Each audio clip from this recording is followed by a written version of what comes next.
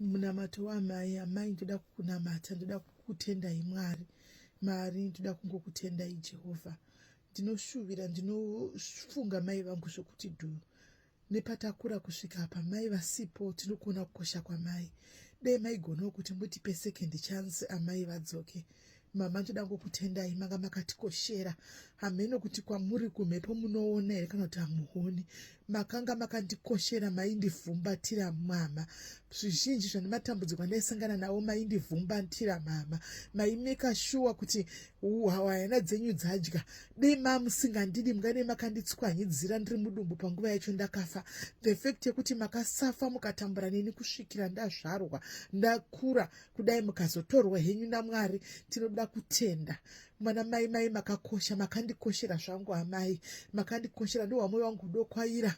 Ndichiona musisipo, ndichiona vamwe vana namai vavo, ndichiona vamwe vachidendana namai vavo, ndichiona vamwe vachiisa vana happy Mother's Day kuna namai vavo. Ini ndisina, ndino wamwe wangu uchinda mudenga kuinda kure.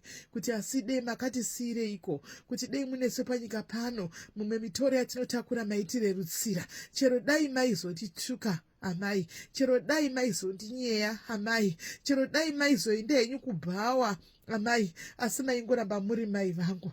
Taingogwa tiri tu mai nemwana, taingopedzana tiri tu kumba kwediko kusa mai nemwana, topedza togadzirisana. Makandikoshera mai, ndinokona kukosha kwenyu musisipo, kukosha kwenyu ndiri kunyatso kukufila, presence yenyu ndiri kunyatso kuiona kuti dei manga muripo, dei ndiri pane chimwe chinhano. Tinokufila, ndinonzwa mwoyo uchidokwaira every day, ndinonzwa mwoyo uchirwadza ndichiona mwana namai vavo. Tinonyatso kuona kukosha kwenyu kuti tichina vana mai. Dei zvaigona Mwari mambovadzosawo, imbovadzosai Mwari, mumborirega timboita kana 2 hours navo, mugovatora henyu zvakare. Amai makatikoshera. Zororai muvate murugare kwamuri ikoko. Tinotenda.